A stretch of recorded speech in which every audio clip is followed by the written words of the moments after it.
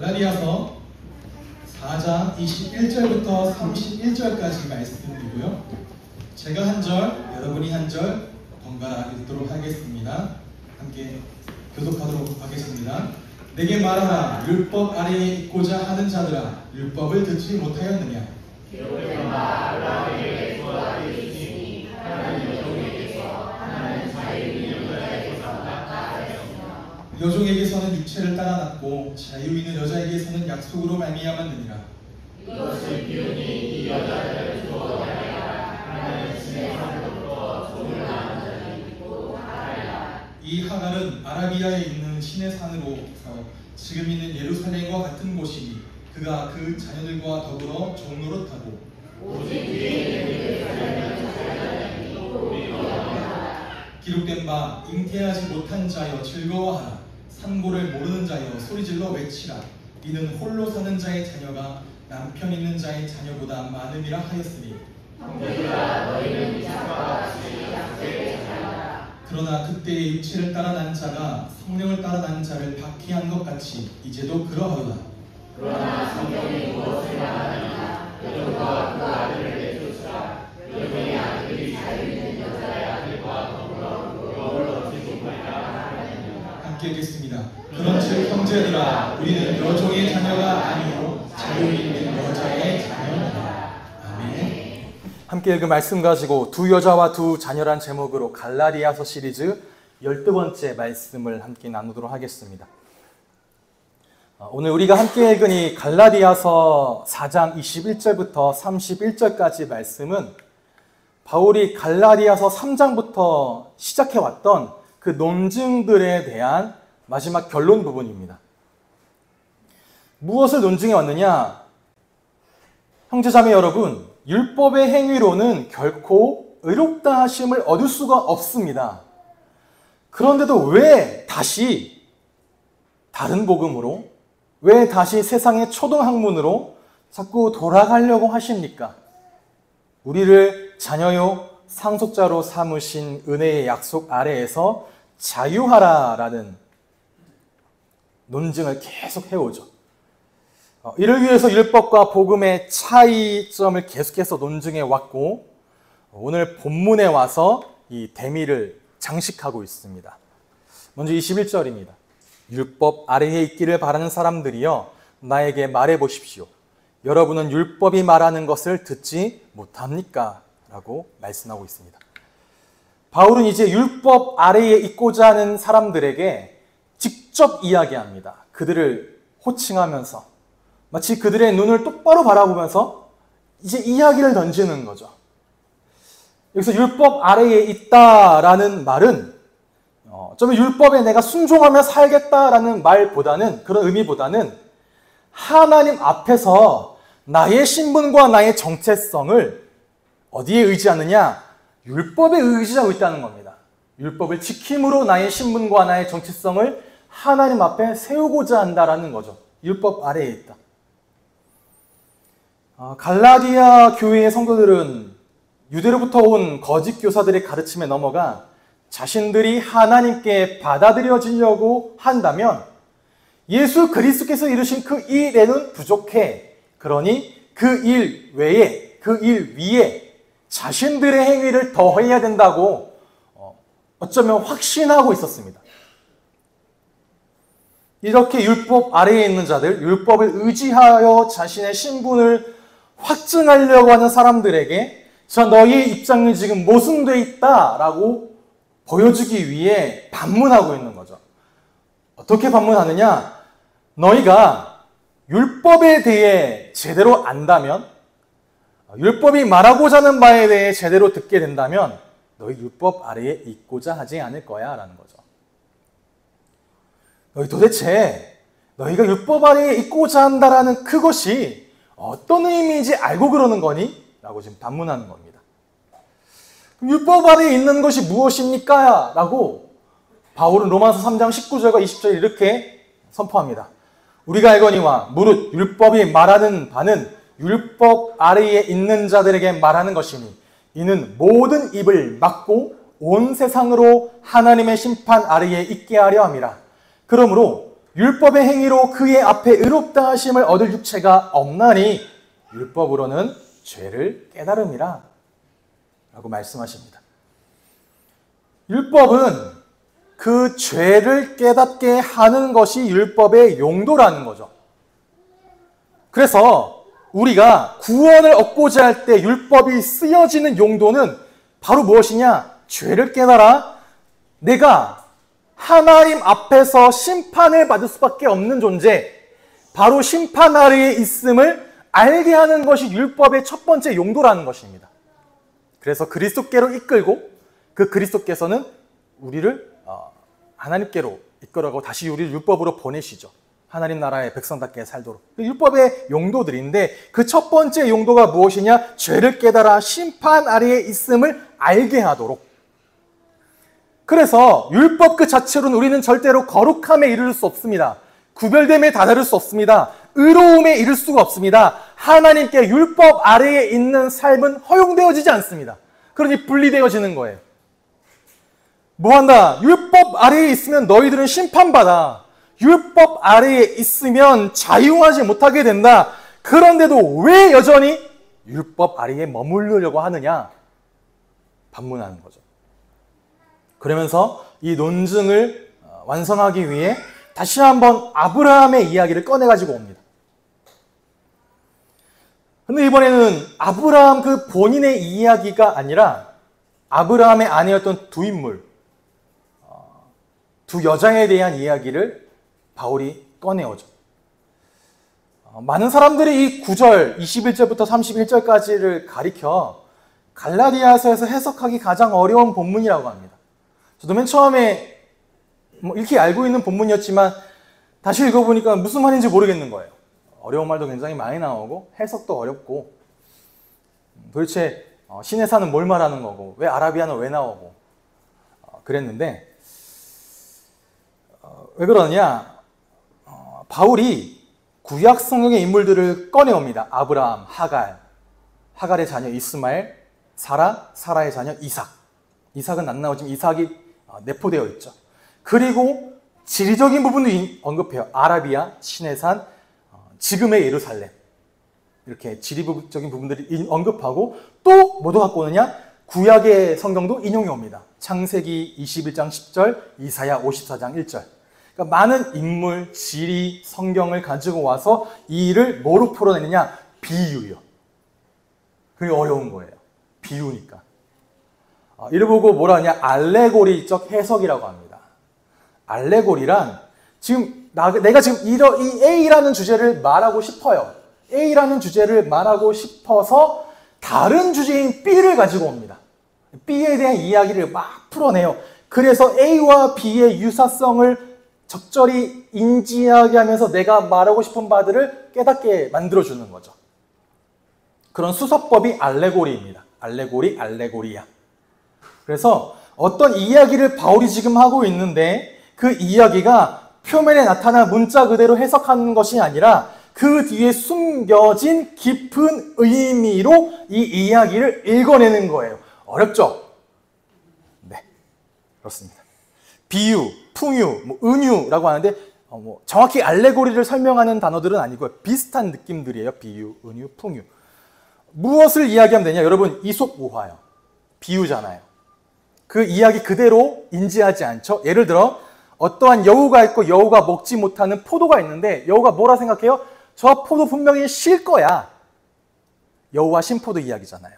그 이야기를 할 때 그냥 단순히 여우가 저 포도를 보고 신포도야 라고 말하는 이야기가 핵심이 아니라 저자가 전하고자 하는 말은 사람이 자기가 얻지 못하는 그것을 가지고 자꾸 뭐예요? 깎아내리는 그 심리. 저거 실 거야. 근데 못 먹는 거야. 어차피 못 먹는 거.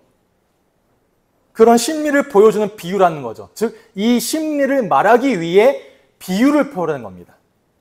이를 보고 알레고리라고 하는데 알레고리 해석이라고 할 때 그냥 자의적으로 이렇다라고 해석하는 걸 보고 알레고리라고 하지 않아요. 그거는 세상에 많이 하잖아요. 어디 보면은 다 비유로 풀어가지고 이건 이런 의미야, 이건 이런 의미야, 이 의미 안에 이런 깊은 의미가 담겨 있어라고 많은 이단들이 그렇게 얘기를 하죠. 그런 자의적 해석을 이야기하는 게 아닙니다. 구약 본문의 사실성까지 부정하면서 그 의미를 자유롭게 해석하고자 하는 것이 아니라 하나님의 계획, 구속사적 흐름 안에서 하나님이 주신 역사적 사건을 신학적으로 해석하고자 하는 그게 알레고리인 거예요. 어렵죠? 그렇다는 게 있다 하시면 됩니다. 근데 어렵게 느껴져요. 알레고리적 해석을 가지고 바울이 접근하니까. 그러니까 바울이 하갈과 사라의 이야기를 가지고 알레고리적 방법을 써서 뭐를 빗대느냐? 율법과 은혜, 율법과 믿음, 율법과 약속을 빗대어 지금 설명하는 겁니다. 어떻게 시작을 합니까? 다 함께 읽어보도록 하겠습니다. 시작. 아브라함에게 두 아들이 있었는데 한 사람은 여종에게서 태어나고 한 사람은 종이 아닌 본처에게서 태어났다고 기록되어 있습니다. 여종에게서 난 아들은 육신을 따라 태어났고 본처에게서 난 아들은 약속을 따라 태어났습니다. 아멘. 아브라함이 오늘 제목처럼 두 여자에게서 두 자녀를 낳습니다. 물론 이후에 보면은 뭐 여러 자녀들이 좀 낳긴 해요. 뭐 그두라에게서 몇 명 누구를 낳고 누구를 낳았다라는 내용들이 있지만 그 가운데 바울은 두 여자와 두 자녀를 끌고 들어오죠. 하갈에게서 이스마엘이란 자녀를 낳았고 사라에게서 이삭이란 자녀를 낳았습니다. 근데 이 둘이 태어나게 된 상황이 아주 달라요. 아시는 분도 계시겠지만 다시 말씀을 드리면 아브라함이 창세기 12장에 가나안 땅에 들어왔을 때의 당시 나이를 75세로 생각합니다. 75세였습니다. 그때 이후로부터 하나님 계속해서 아브라함에게 말씀하세요. 너가 보는 이 땅을 나는 너의 자손에게 줄 거야 라고 약속하셨죠. 그런데 이때 당시 아브라함에게는 상속자가 없었어요. 그리고 시간이 흘러 창세기 15장에 이르릅니다. 이때 대략 10년이 채 안 된 시기였어요. 그때 됐을 때까지도 하나님은 계속 아브라함에게 너의 자손이라고 이야기했지만 아브라함에겐 자손이 없었습니다. 15장에 들어와 다시 언약을 맺으시는데 상속자가 없었으니 아브라함이 이렇게 얘기해요. 하나님, 내가 오래 두고 기른 나의 종 다메섹 사람 엘리에셀이나 나의 상속자가 되기를 원합니다라고. 근데 하나님 뭐라 말씀하시냐? 그 아이가 아니라 너의 몸에서 날짜가 너의 상속자가 될 거야 라고 정확히 이야기하세요. 그러면서 창세기 15장에 하나님과 아브라함이 언약을 맺으시죠.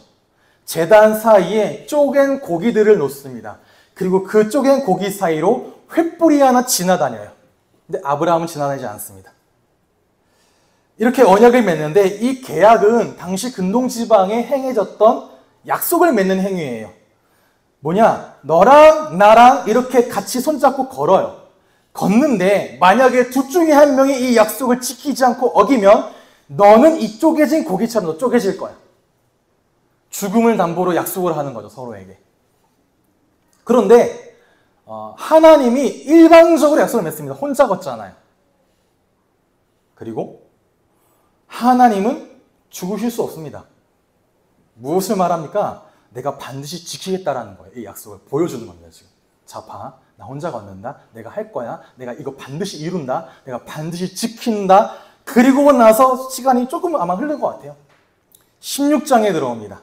아브라함의 나이가 이때 85세예요. 이미 늙었죠. 그리고 그 안에 사라는 아이를 낳을 수 없는 상태였습니다.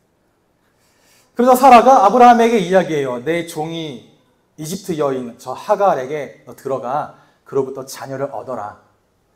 우리 빨리 상속자를 얻어야 되지 않겠냐? 라는 거죠. 그 내용이 창세기 16장 1절에 들어옵니다. 아브라함의 아내 사레는 출산하지 못하였고 그에게 한 여종이 있으니 애굽 사람이요 이름은 하갈이라.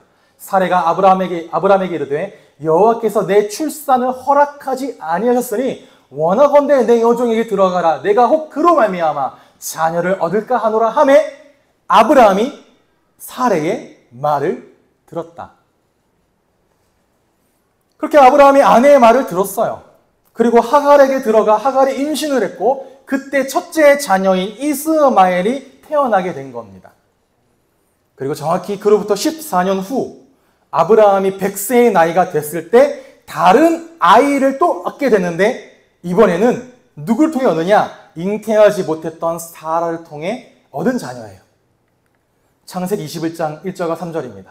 여호와께서 말씀하신 대로 사라를 돌보셨고 여호와께서 말씀하신 대로 사라에게 행하셨으므로 사라가 임신하고 하나님이 말씀하신 시기가 되어 노년에 아브라함에게 아들을 낳으니 아브라함이 그에게 태어난 아들 곧 사라가 자기에게 낳은 아들의 이름을 이삭이라 하였다.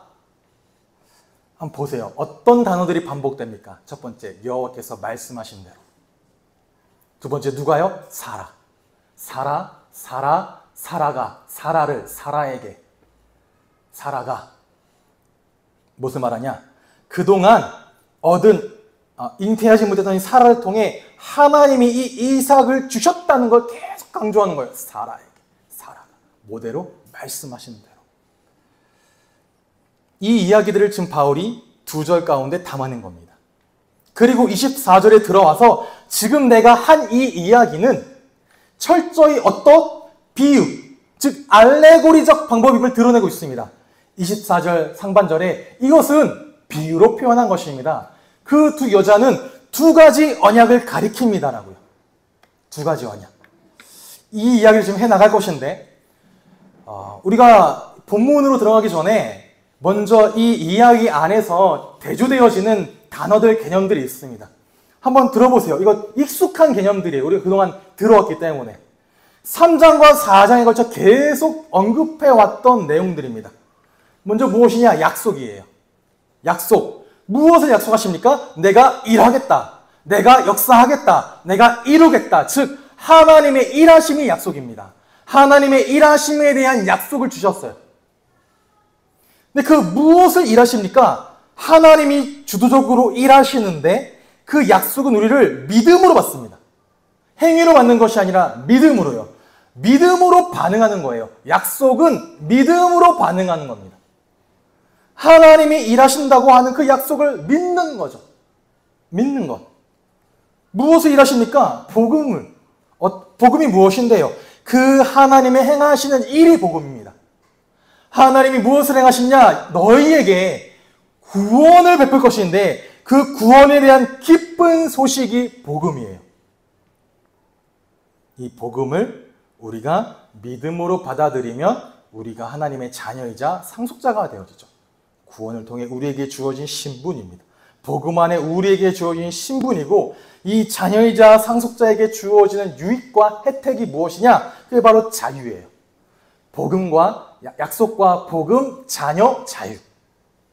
근데 이 대조되는 단어들이 무엇이었습니까? 약속에 대조된 단어가 육체.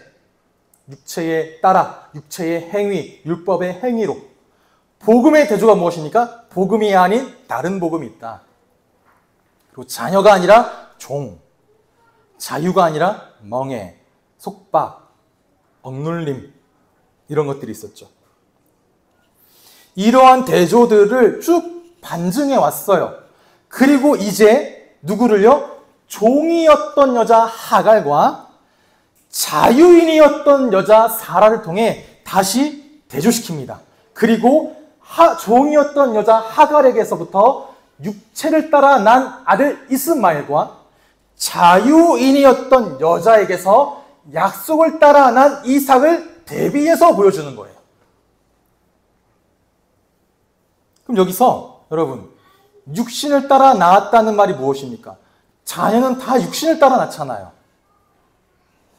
무엇을 의미하느냐? 현실적으로 마땅한 선택과 행동을 했다라는 거예요. 나의 현실적으로. 아브라함이 자신의 상속자가 될 아들이 죽어지지 않을 것을 안 믿었을까요? 믿었습니다. 그리고 그것도 알았어요. 그 아들을 통해 이 땅 가운데 복이 주어질 것을, 하나님의 구원이 임할 것을 알았습니다. 하나님 계속 말씀하셨잖아요. 그런데 아들이 주어질 걸 알았는데 그 아들이 어떻게 태어납니까? 나는 늙었는데요. 그리고 사라는 잉태하지 못하게 되었습니다. 현실적으로 불가능하잖아요. 도저히. 약속은 주어졌는데 믿어요. 믿는데 현실적으로 불가능해요. 그런데 반면에 사라가 말하는 여종 하갈은 젊은 여성입니다. 가임기예요. 그리고 당시의 관습으로도요, 아내의 여종을 통해 후사를 얻는 건 얼마든지 합법적인 일입니다. 그러니까 자, 아브라함 나 늙었어. 근데 우리 자녀를 얻어야 되잖아. 말씀하셨잖아, 하나님이. 그러니 저 하갈에게 들어간 아들을 얻으라고 말하는 사라의 말은 너무 합리적이고 너무 현실적이에요. 맞는 말이에요. 그렇게 해야 되는 거야. 왜? 하나님이 주신 약속의 성취가 지금 더뎌지고 있잖아. 뭔지 모르겠는데 그게 나의 나이 때문인지 세월 때문인지 우리의 노력이 불완전한 건지 모르겠지만, 자, 그러니 뭐 하자? 우리 노력해보자. 하나님이 약속을 주셨지만 하나님이 막으셨으니 뭐를? 나의 태를. 그러니 뭐 하자? 우리가 약속을 이뤄보자. 우리가 이 약속을 세워보자. 맞는 말 같잖아요. 그래서 아브라함은 아들을 주실 하나님의 일하심을 믿음으로 기다리지 않고 대신에 뭘 선택하느냐? 인간의 노력을 선택합니다. 인간의 노력과 나의 능력으로 아들을 얻기로 선택해요. 자, 성도 여러분, 믿음이 무엇입니까? 믿음이 무엇입니까? 믿음에 여러 가지 정의들이 있겠죠? 그럼 다르게 질문하겠습니다. 믿음의 반대말이 무엇입니까? 불신, 불순종, 의심 있겠습니다만, 여러 가지 정의들이 있겠습니다만, 오늘 정의될 믿음의 반대말은 현실적이라는 겁니다. 현실적. 제가 전에 믿음은 현실이라 말씀을 드렸습니다. 이 말은 하나님의 약속을 믿는 그 믿음을 지금 가지고 소유하고 그 믿음을 가지고 과거를 살아가지 않아요. 미래를 살아가지 않습니다. 어디를? 오늘을 살아내라는 의미가 현실이란 말이었어요. 자, 현실을 초월하는 하나님의 역사와 일하심을 붙들고 그 약속에 비추어서 오늘을 해석하고 오늘의 상황을 해석하고 오늘의 현실을 해석하라는 게 믿음으로 오늘을 살아내라는 거죠. 그럼 현실적이라는 말은 무엇이냐? 현실과 현실적은 다르겠죠. 현실적이라는 말은 내가 당연하다고 여겨지는 것을 더 중요하게 여기고 그 판단에 점점 익숙해져 가는 겁니다. 세상의 사람들이 그게 당연한 거잖아. 그게 맞는 거잖아. 그게 올바른 거잖아. 다 그렇게 하잖아. 다 그렇게 살잖아. 라고 말할 때, 그래, 그거에 나도 당연하다고 여겨. 그렇게 동의하고 거기에 맞춰서 살아내는 것, 현실적인 것. 저도 그렇고 여러분도 그렇지만 전에 우리가 함께 불렀던 그 찬양 가운데 물 위를 걷는 자라는 찬양이 있었습니다. 참 많은 은혜를 받았고 지금도 좋아하는데, 자, 그 찬양의 가사처럼 밖을 보니 풍랑이 입니다. 그리고 파도가 쳐요. 그러면 그 위를 걸어가는 게 현실적으로 맞는 판단입니까? 아니면 안전한 배에 풍랑과 파도가 잠잠일 때까지 앉아있는 게 현실적으로 맞는 판단입니까? 그 위를 걸어가면 죽어요. 죽잖아요. 세상 사람들 말합니다. 가지마, 위험해. 너 죽을라 그래? 위험하다니까? 왜 이렇게 무모해? 라고.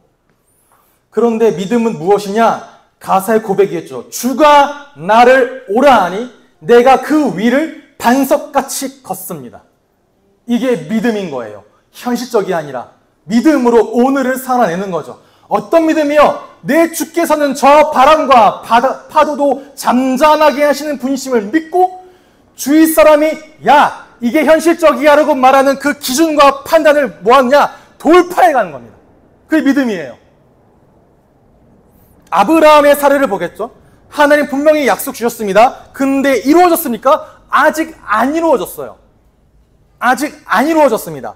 그럼 뭐하냐? 믿음으로 기다리면 돼요. 무엇을? 주겠다 약속하신 하나님의 능력을 믿고 기다리면 되는데 기다리고 있어요. 기다리고 있는데 힘들어요. 왜? 시간은 가거든요. 나 늙어가고 있거든요. 더뎌지는 것 같거든요. 안 오는 것 같거든요.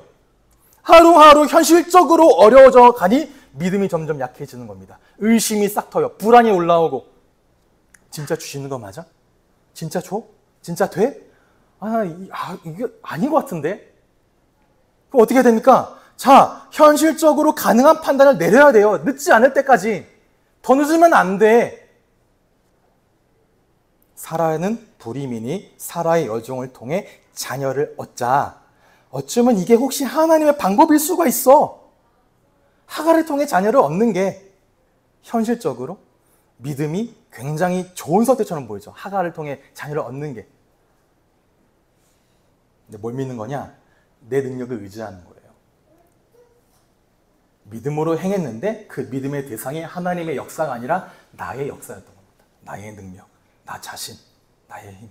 다르게 말하면 나의 행위와 나의 능력으로 구원을 이루어 보겠다고 하는 것이고, 바울은 너의 능력과 너의 행위로 구원에 도달하고자 하는 그걸 보고 뭐라 말하냐? 육체를 따라 난 것이요, 그것은 율법의 행위로 의로움을 얻고자 하는 것인데 이 모든 것이 무엇이다? 다른 복음이다 라고 이야기하는 거죠. 내가 심어서 내 노력으로 그 결과를 보고자 하는 게 뭐라고요? 율법적 행위고, 그 뿌린 결국 뭐냐? 하나님이 이루신 의가 아니라 내 의예요. 자기의. 지난 수련 때 나눴죠? 우리 안에 이런 자기의는 다 가지고 있습니다. 모든 사람이 몰려 자기 중심성, 우상숭배, 과부족, 성향, 그 모든 것이 결국 뭐라고요? 나라고 하는 죄를 다 가지고 있다고요. 이런 요소들이 진짜 뿌리 깊게 내려져 있습니다. 너무 바꾸기 힘들 정도로, 안 바뀌어질 정도로 뿌리 깊게 내려져 있다는 것을 뭐 하지 말라고요? 잊지 말라고요. 나에게선 하나님 앞에 의롭다 하심을 얻을 단 한 가지 능력과 요소가 없습니다. 그래서 누가 필요해요? 그리스도의 십자가만이. 근데 우린 뭐 하지 못해요? 기다리지 못해요. 무엇을? 하나님의 때와 하나님의 일하심을. 하나님의 약속은 못 기다려요. 계속 이야기하셨는데, 근데 아브라함이 사라의 말에 넘어간 것처럼 하나님의 약속과 역사는 못 믿으면서, 못 기다리면서 못 믿냐? 더 합리적이고 더 확실해 보이고 더 현실적인 그 말 한마디, 이렇게 해보는 게 어때? 그거에는 그냥 넘어가 버립니다. 기다렸다는 듯이. 이게 하나님의 인도야, 역사야. 하나님은 기다리기를 원하세요, 여러분에게. 인내로 연단을 계속시키십니다. 왜? 믿음으로만 하나님의 영광을 볼 수 있기 때문에. 그래서 믿음의 연단을 주세요. 누구만? 하나님만 믿고 그리스도만 바라보도록. 그래서 결국 우리 안에 믿음만 남도록, 믿음이 드러나도록. 신앙생활은 믿음의 싸움이라 합니다.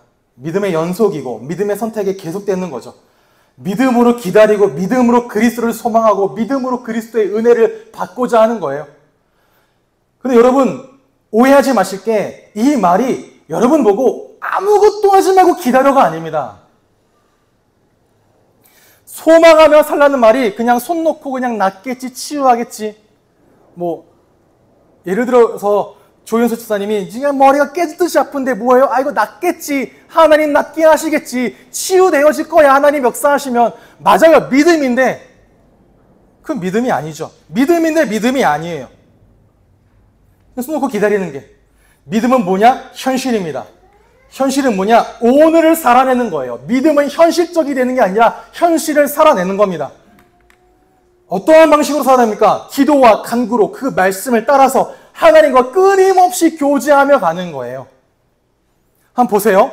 아브라함이 창세기 16장에서 이스마엘을 낳았을 때의 나이가 86세라고 합니다. 그리고 그 다음 17장 1절에 가니까 아브라함이 99세가 됐다고 이야기해요. 몇 년 있으니까? 13년. 성경에 그 기간을 기록하지 않습니다. 어떤 일이 있었는지 모르겠어요. 그런데 아마 그 13년 동안 하나님과 아브라함 사이에 특별히 보일 만한 별다른 교제가 없었던 듯합니다. 그냥 13년이 지나가 버렸어요. 그리고 사라가 아브라함에게, 아브라함 내 말 듣고 하갈에게 들어가라고 할 때 아브라함이 하나님께 물었다라는 기록도 없습니다. 우리가 현실적이 되는 때는 다른 때가 아니에요. 하나님이 아닌, 하나님 말씀이 아닌 세상의 기준과 세상의 목소리를 바라볼 때 현실적이 됩니다. 우리의 믿음은 무엇이냐? 현실에도 불구하고, 상황에도 불구하고 하나님을 바라보고 하나님 말씀에 순종하는 거예요. 그 순종이 무엇입니까? 라고 할 때 창세기 17장 1절에 이렇게 말씀하십니다. 읽어보겠습니다. 시작.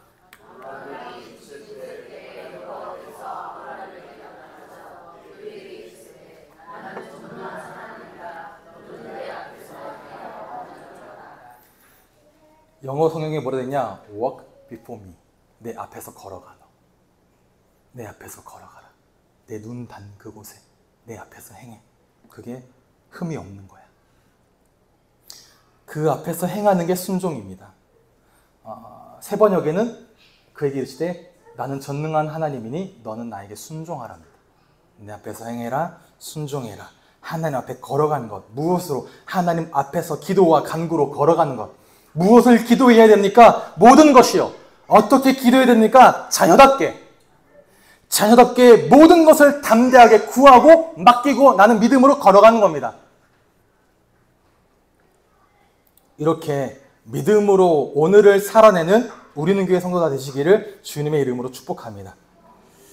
바울이 이처럼 아브라함과 하갈, 사라의 이야기를 통해 자, 너의 노력과 너의 행위로 구원을 얻으려고 하는 모든 율법적인 시도에서 너는 벗어나 하나님의 은혜를 믿음으로 의지하여 구원을 얻는 그 복음의 자리 가운데 거하라고 계속 선포를 하고 있는 겁니다. 하갈, 옛 언약이에요. 사라는 새 언약을 말합니다. 하갈은 여종이었고 육신을 따라 아들을 낳았고 지금의 이스라엘을 말해요. 지금의 이스라엘이 누군데요? 갈라디아 교회 성도들에게 와서 자, 예수 그리스도의 구원 외에 구원으로는 뭘 부족해. 율법을 지켜야 아브라함의 자손이 되어진단다라고 말하는 그 사람들이 있는 곳. 지금의 이스라엘. 그런데 그 길을 따르면 뭐 한다고요? 종노릇하게 되어진다. 사라는 자유 있는 여자입니다. 약속을 따라 나왔어요. 이 약속을 따라 난 사라는 어디에 속한 자냐? 위에 있는 예루살렘, 즉 하나님 나라. 그 결과는 자유자. 그러면서 우리에게 이렇게 선포합니다. 형제 자매 여러분, 여러분은 이삭과 같이 약속의 자녀들입니다라고. 그러니 뭘 하라? 아브라함이 16장에 믿음의 대상이 자신의 노력에서 17장에 하나님의 역사하심으로 옮겨갔던 것처럼, 그리고 진정한 아브라함의 자손이 육신을 통해 얻은 자녀는 이스마엘이 아니었고 약속을 통해 얻은 자녀는 이삭이었던 것처럼 너희도 다시 율법을 지켜야 되는 그 옛 언약으로 돌아가지 말고 새 언약을 따라 우리에게 주어진 자유를 누리는 약속의 자녀들처럼 살아가라. 너희가 더 이상 이제부터 육신을 따라 살아가는 건 이스마엘이야. 그 이스마엘은 아브라함의 자손이 아니었다. 우리는 약속의 자녀들입니다. 이 말은 더는 인간적인 방법으로 무엇을 얻으려고 시도하는 사람들이 이제 아니라는 거예요. 하나님의 약속에 의지하여 살아가는 사람들이란 말인 거죠. 그렇다면 여러분 믿음으로 살아가시고 그 은혜로 살아가시고 은혜를 간구하시고 약속을 따라 순종하며 살아가시기를 바랍니다. 그렇게 사는 게 쉽습니까, 목사님? 아니요, 어렵죠. 누군 모릅니까? 어려운 거 알아요. 단순히 어렵기만 합니까? 핍박이 따라옵니다. 29절에 그러나 그때에 육신을 따라 난 사람이 성령을 따라 난 사람을 박해한 것과 같이 지금도 그러합니다라고 말씀하십니다. 어려워요. 왜 어렵냐? 가만 안 두거든요. 어떻게? 그거 틀렸단 말이에요. 하나님의 약속을 의지하며 믿음으로 살아가는 그리스도인들을 세상은 조롱하고 비난합니다. 제가 스레드에 글을 쓰는데 이 글을 올리는 어떤 챌린지가 있어요. 거기 글을 올리면 진짜 그 스레드 뭐라고 하지? 팔로워가 한 3만 명 넘어가는 사람이 피드백을 해줘요. 더 많은 팔로워를 얻고 더 많은 반응을 보여줄 수 있도록. 제가 몇 번 글을 올리니까 계속 이야기해요. 그렇게 올리지 말라고. 그렇게 올리면 반응 안 좋아요. 왜? 극단적이잖아, 너 지금. 종교적 극단적이거든. 그러니까 다른 사람들에게 복음 드러내지 마. 그래야 팔로워가 늘어요. 반응도 많아지고. 무슨 말인지 알겠어. 근데 수용이 안 되어지는 거죠. 알아요. 그렇게 가면 그렇게 하기도 어렵겠지만 제가 그렇게 가면 팔로워가 더 많이 늘 거라는 거. 그런데 그렇게 하고 싶지가 않아요. 그러니까 답답하지. 팔로워는 안 늘어. 반응도 없어. 글 써봐야 한 100명도 안 읽어. 뭐라 말하냐? 믿음으로 살아가는 그리스도인들을 세상은 조롱합니다. 너 왜 그렇게 살아? 너 왜 이렇게 그렇게 바보같이 살아? 너 그러다 손해봐. 그거 너무 비현실적이지 않냐? 뭐해? 적절히 타협해. 누가 바꾸래? 섞어 조금. 모처럼 육체를 따라 난 이스마엘이 성령을 따라 난 이삭을 박해한 것처럼 지금도 믿음으로 따라 살아가는 우리를 세상은 핍박한다는 거예요. 어쩌면 우리가 복음적인 사고를 하고 복음적인 선택을 하고 복음적인 결정을 하면 할수록 현실적으로는 어려워질 수 있습니다. 세상적인 복과 멀어진 것 같습니다. 그래서 내가 오늘이라도 당장 육신을 따라 살아가야 될 것만 같아요. 그런데 성경은 말합니다. 그렇게 따라 살아가면 너희는 유업을 받지 못한다라고. 30절입니다. 성경이 무엇이라 말합니까? 여종과 그 아들을 내쫓아라. 여종의 아들은 절대로 종이 아닌 본처의 아들과 함께 유업을 받지 못할 것이다. 창세기 21장 10절에 사라의 말을 비유적으로 가지고 옵니다. 뭐를? 자, 너가 이제 육신을 통해 무엇을 얻고자 하는 생각은 뭐해라? 버려라. 내쫓아라. 지금도 율법에 따라 되어진다라고 생각하는 그 모든 가치 기준을 내던져라. 그리고 하나님의 약속을 의지하여 살아가야만 너는 하나님 나라의 유업을 받게 되어진다. 무엇이 유업입니까? 무엇이 은혜이고요? 무엇이 자유입니까? 약속의 자녀에게 주시는 자유가 무엇입니까? 약속의 자녀에게 주시는 하나님의 위로가 무엇입니까? 27절입니다. 성경에 기록하기를 아이를 낳지 못한 여자여 즐거워하여라. 해산의 고통을 모르는 여자여 손을 높여 외쳐라. 홀로 사는 여자의 자녀가 남편을 둔 여자의 자녀보다 더 많을 것이다 하였습니다. 이 말씀이 이사야 54장 1절입니다. 이 이사야 예언은 당시 바벨론에 가 있던 유대인 포로들에게 주어지는 말씀이거든요. 그 포로된 유대인들의 머릿속에는 생각이 이렇습니다. 우리의 시기는 끝났어. 그 아브라함에부터 1200년이 지났고 역사상 가장 찬란했던 왕 다윗의 시기도 가버렸다. 우리의 영광이었던 하나님의 임재의 상징이었던 성전은 철저히 파괴되어져 버렸어. 자, 민족과 나라의 명운이 끝났다. 다신 돌아가지 못할 거야. 그니 뭐하자? 여기에 정착하자. 그런데 자기들이 멸시했던 그 이방 민족들은 너무나 강해 보여요. 너무 유능해 보입니다. 그리고 자신들은 나약해 보이고 무력한 실패자 같아요. 그러니 포로로 끌려왔죠. 그럼 그들에게 말씀하시는 거예요. 너희는 홀로 사는 여자처럼 무력해 보이지만 내 은혜가 연약한 너희들의 삶 속에 역사함을 나는 뭐 할 거야? 보여줄 거야. 그래서 내가 너희를 남편 둔 여자 같은 저 강한 자들보다, 세상의 강한 자들보다 더 크고 더 번성하게 하리라.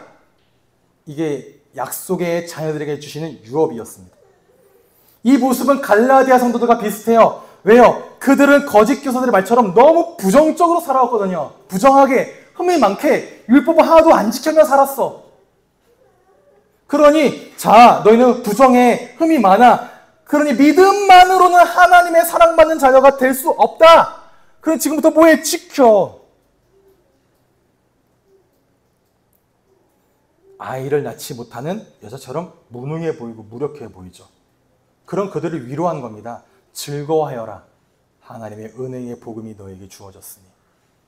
어떤 은혜의 복음이요? 만약에요, 성경이 하갈을 통한 이스마엘이 아브라함의 대를 잇는 것으로 되었다면, 즉 구원이 행위와 노력으로 말미암는다면 세상에 쓰임받는 사람, 하나님의 사랑받는 사람 다 누구냐?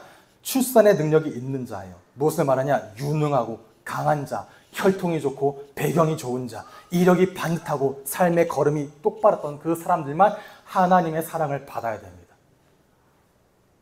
그런 사람만 영적인 열매를 맺을 수 있다는 거예요. 그런 사람만 하나님의 사랑을 받을 수 있고, 그런 사람만 하나님의 기쁨을 얻을 수 있고, 그런 사람만 다른 사람의 삶을 변화시키는 데 쓰임 받을 수 있다는 말입니다.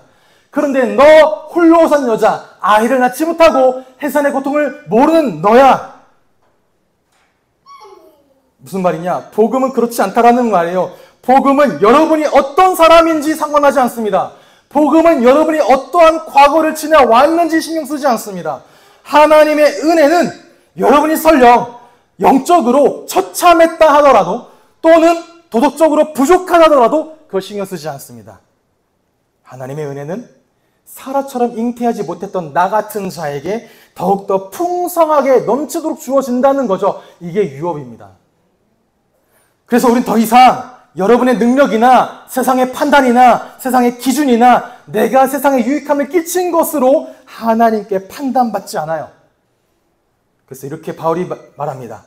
그러므로 형제자매 여러분, 우리는 여종의 자녀가 아니라, 즉 노력과 능력과 성과와 세상에 보여준 무엇으로 평가받아야 되는 종의 자녀가 아니라 자유를 가진 여자의 자녀, 하나님의 자녀, 하나님의 상속자입니다. 종은 능력으로 평가받습니다. 능력이 가치예요. 그런데 자녀는 그렇지 않죠. 능력과 상관없습니다. 자유를 가진 여자의 자녀답게 우리에게 주어진 자유를 누리며 살아가세요. 그게 은혜입니다. 예수 그리스도께서 십자가에서 이루신 그 은혜, 그 의와 그 순종을 나에게 전가하신 그 은혜, 그래서 나를 자리를 바꾸신 그 은혜, 나의 모든 부족을 덮고 넘치게 하시는 그 은혜. 거부하세요. 세상의 관점과 세상의 가치관을 따라 자꾸 나를 평가하려는, 누구 앞에서? 하나님 앞에서요. 그래서 현실적으로 생각하고 현실적으로 판단하도록 하는 모든 기준들은 거부하시고 하나님이 인정해 주시는 은혜의 삶, 믿음의 삶을 향해 소망을 가지고 살아가게 되시기를 주님의 이름으로 축복합니다. 오늘 설교를 마무리하면서 제가 이 설교를 들을 때 한 목사님이 이 시를 인용하시더라고요. 저도 인용해 왔습니다. 김승희란 시인이 쓰신 세상에서 가장 무거운 싸움이란 시예요. 내용이 굉장히 긴데 그 가운데 일부를 발췌해 왔습니다. 어떻게 시를 썼느냐? 당연한 세계에서 나만 당연하지 못하여 당연의 세계가 항상 낯선 나는 물론의 세계의 말 또한 믿을 수 없다. 물론의 세계 또한 정녕 나를 좋아하진 않겠지. 당연의 세계는 물론의 세계를 길들이고 물론의 세계는 우리의 세계를 길들이고 있다. 당연의 세계의 소송을 걸어라. 물론의 세계의 소송을 걸어라 하는 거예요. 물론 이 시인의 말은 당연과 물론이라는 말은 세상의 가치 기준에 맞서 싸우라는 거죠. 근데 아브라함의 사례도 마찬가지입니다. 아브라함이 하갈로부터 자녀를 얻는 선택은 너무 당연한 선택이에요. 그리고 그 당연한 듯한 말에 맞아, 그게 옳아, 물론이지, 그렇게 한 게 맞는 것 같아, 그래야 된다고 하는 겁니다. 당연과 물론. 내가 당연하다 여기는 현실의 세상과 판단은 물론의 세계를 길들이고 그 물론의 세계는 여러분의 세계를 길들인다는 거예요. 그러니 뭐하라? 소송을 걸어 세상에서 가장 무거운 싸움을 시작해라. 왜 그렇습니까? 여러분은 자유를 가진 여자의 자녀, 약속의 자녀, 하나님의 상속자들이기 때문에 그래요. 그러니 이 무거운 싸움을 시작하라고요. 누가 싸우시냐? 하나님이요. 믿으시라고요. 그 역사를, 그 일하심을, 그 능력을. 이 이야기를 가지고 오늘의 본문의 결론이 5장 1절입니다. 3장과 4장의 결론이 5장 1절입니다. 뭐라고 선포하시냐? 다 함께 읽어보도록 하겠습니다. 시작. 그리스도께서 우리를 자유롭게 하려고 자유를 주셨으니 그러므로 굳건하게 서서 다시는 종의 멍에를 매지 마십시오. 아멘. 우리는 하나님께 속한 자예요. 하나님의 자녀이자 상속자입니다. 그러니 자유하세요. 자유의 복음 안에 있는 자유를 따라 여러분의 신분과 정체성, 삶의 여정을 걸어가게 되시기를 주님의 이름으로 축복합니다.